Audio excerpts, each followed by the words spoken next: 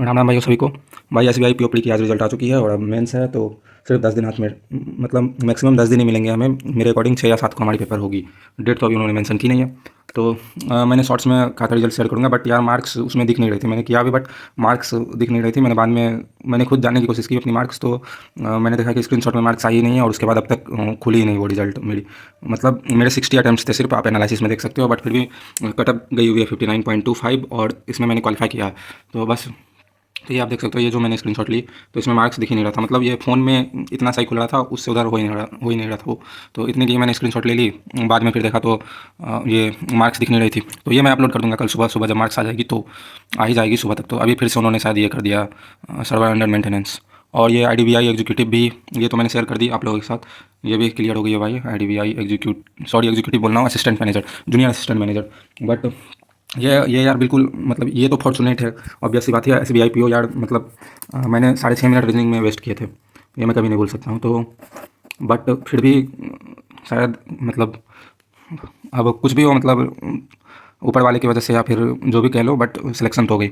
और ये मैंने एक्सपेक्ट नहीं की थी। मैंने बिल्कुल, मतलब ये सोच रखा था कि 1 या 2 मार्क्स से तो रहेगी ही रहेगी, बट हो गई क्लियर। तो बस यही है कि जीए में मेरे सोर्स यही हैं। और प्रीवियस ईयर के एक्सपीरियंस पे अगर मैं बताऊँगा, लास्ट ईयर भी मैंने इसकी मेंस दे रखी है। तो लास्ट ईयर भाई बिल्कुल दिमाग, मतलब ये खराब हो रखा था। एक तो नींद पूरी नहीं हुई थी मेरी पेपर के टाइम तक। पटना में पेपर थी, वहाँ मेरे कुछ भाई रहते हैं, तो रात भर मस्ती करी, 2-3 घंटे नींद, 4 घंटे नींद लेकर गया। और भाई ये SBI PO mains toughest paper है। मतलब मेरे अकॉर्डिंग, मेरे नज़र में तो ये टफेस्ट पेपर है भाई। अ, थोड़ा धीरे बोलना पड़ रहा है क्योंकि रात हो चुकी है काफ़ी, और हर तरफ आसपास तो कोई नहीं सोया है, बट ठंड है काफ़ी। तो ठंड में काफ़ी शांति बनी रहती है हर जगह। तो यहाँ से शायद आवाज़ पता नहीं कहाँ तक जा रही हो। तो बस ये, तो ये टफेस्ट पेपर है। और सेकेंडली, ये जो सोर्सेज हैं आपके, आपके जो सोर्सेज हैं आप उन्हें फॉलो करो। किसी और को फॉलो करने की कोई ज़रूरत नहीं है। आप डॉक्टर गौरव गर्ग, मैं फॉलो करता हूँ। बेस्ट 300 और बैंकिंग अवेयरनेस के नोट्स मैंने बनाए हुए हैं टिल अक्टूबर, और थर्ड और सेट 4 नहीं आई अक्टूबर की, अभी वो करनी है। और नवंबर से मैं डेली बेसिस पे कर रहा हूँ। अभी शायद मैं 2 नवंबर कर रहा था, अभी शायद मैं सेकेंड नवंबर कर रहा था अभी मैं। तो बस यही है कि अ, ये आप अपनी सोर्सेज से जीए कर लो और इंग्लिश कर लो, क्योंकि इसमें भी भाई सेम कॉन्सेप्ट ही है, IBPS PO टाइप ही। और ये तो IBPS PO से भी थोड़ी ऊपर है। जीए और इंग्लिश भाई फुल डिसाइडर है। जिसकी जीए और इंग्लिश जितनी अच्छी होगी, कटअप क्लियर करने में उतनी ज़्यादा आसानी होगी। और कुछ भी नहीं, बाकी सेक्शनल वेक्शनल का इसमें कुछ लफड़ा है नहीं, ओवरऑल ही क्लियर करनी होती है, same same as like pre. तो बस ये है। और बाकी यार समझ रहे हो कि 59.25 कट ऑफ 60 अटैम्प्ट्स, नॉर्मलाइजेशन ने क्या कितना बड़ा गेम खेला है। मतलब नॉर्मलाइजेशन होती है बैंकिंग एग्जाम्स में। अगर कोई यूट्यूबर, कोई टीचर आकर ये कहे कि नॉर्मलाइजेशन इस पर डिपेंड नहीं करती है, एक्यूरेसी पे, ये वो, तो आंख बंद करके उन पे भरोसा मत करना मेरे भाई। ये मैं एक्सपीरियंस पे बता रहा हूँ। मतलब मैं इतना ज़्यादा एक्साइटेड हो गया कि पूछो मत। थोड़ी एक्साइटमेंट वाली न्यूज़ भी थी, बट बस ये है कि इसे, ये एक्साइटमेंट ईगो ना बन जाए, और शायद ईगो नहीं बनेगी।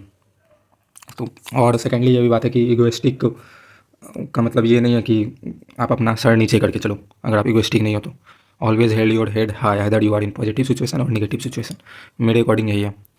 मतलब कॉन्सेप्ट यही है मेरा कि यार, जब तुम खराब सिचुएशन में, आज मान लो कि अगर जिनका सिलेक्शन नहीं हुआ होगा, तो वो परेशान हो रहे होंगे। और अगर वो परेशान भी हो रहे होंगे तो उनको संभालने के लिए थोड़े कोई गया होगा यार। मतलब कि भाई परेशान है, ये है वो है, उल्टा तो लोग खुश हो रहे होंगे मेरे अकॉर्डिंग शायद।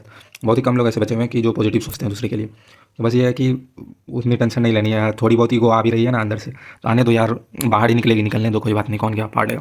बस ये है। बाकी इंग्लिश में एक सेक्शनल डेली बेसिस पे देनी है, और क्वांट एक सेक्शनल, और कुछ चैप्टर्स रिवाइज करनी है मुझे। और DI के लेक्चर्स मैं लूँगा मेंस की, जो कि मेरे पास वीडियोज़ पड़े हुए हैं, जो मेरे टीचर थे वहाँ BSc एकेडमी के, उनके, तो उनकी लेनी है। और बाकी टीचर थे क्या, टीचर हैं, हालांकि बात नहीं होती उनसे।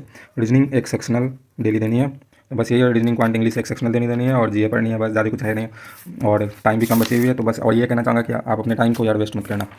कुछ भी हो जाए, टाइम को वेस्ट मत करना।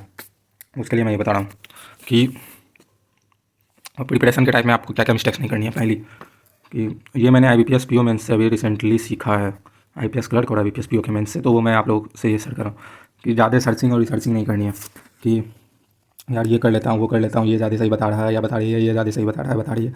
अबे यार, अपनी एक सोर्स फिक्स करो, वो करो, वही बेटर है यार। देख लिया मैंने इधर उधर सर्च रिसर्च करके पिछले 2 एग्जाम्स में। पिछले 2 मेंस में, कोई फ़ायदा नहीं है। जो जिनका क्लियर होता है वो यूट्यूब पे आते नहीं, सच-सच बताते नहीं, और जिनकी क्लियर नहीं होती वो लेक्चर दिए जाते हैं। और ऐसा नहीं है कि हर कोई, कुछ-कुछ अच्छे भी हैं। मैंने ना खराब में किसी का नाम लिया है, ना ही अच्छे में किसी का नाम लिया। तो बस ये है कि ज़्यादा सर्चिंग नहीं करनी है। और क्लियर भी किया भाई काफ़ी लोगों ने यूट्यूब के साथ-साथ, और उन्होंने वही किया है जो उन्होंने बताया। तो जिन्होंने क्लियर करी है उनको मैंने फॉलो कर रखा है, और कुछ वैसे भी हैं जिन्होंने क्लियर नहीं करी है उनको भी मैंने फॉलो कर रखा है। क्योंकि जिन्होंने क्लियर नहीं करी है उनसे कहीं न कहीं आपको, मुझे तो भाई उनसे मोटिवेशन मिलती है कि यार मैं भी वीडियो बना दूँ, क्या ही प्रॉब्लम है। जब नहीं होगी क्लियर तो नहीं होगी यार, कुछ सीखा तो सही। और बाकी बस यही है कि सीखने को काफ़ी कुछ मिलेगा आपसे, आपको, और ज़्यादा सीखने को उन्हीं से मिलेगा जिनकी क्लियर नहीं हो रही है उनसे। तो बस ये है कि ज़्यादा सर्चिंग नहीं करनी है। अपने सोर्स को ब्लाइंडली आँख बंद करके भरोसा कर लो। गौरव गर्ग सर तो गौरव गर्ग सर, शीतल मैम तो शीतल मैम, सुष्मिता मैम तो सुष्मिता मैम, और वो बाकी टीचर्स कुछ और फेमस हैं, काफ़ी फेमस हैं, काफ़ी लोग नाराज़ भी होंगे, उनका नाम नहीं ले पा रहा हूँ भाई, नहीं याद मुझे उनका नाम, सॉरी। और इंग्लिश और जीए मेन फोकस पे रहेगा। और कामनेस को भाई आँख बंद करके कामनेस को मेंटेन कर लेना भाई। बुरे से बुरे सिचुएशन में ये कामनेस बुरे से बुरे सिचुएशन से निकाल सकता है, कोई भी हो।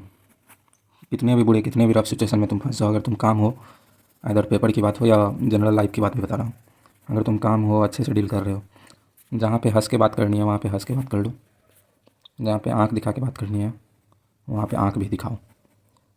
और ये नहीं कि पीपल को जज करके, आदमी के मतलब कि छोटों को ही बस सिर्फ आँख दिखा पा रहे हो, छोटों को इन द सेंस कि जिनकी हैसियत थोड़ी तुमसे छोटी है, और जिनकी हैसियत तुमसे बड़ी है उनसे हमेशा हंस के बात कर रहे हो। नहीं, हर किसी से हंस के बात करो।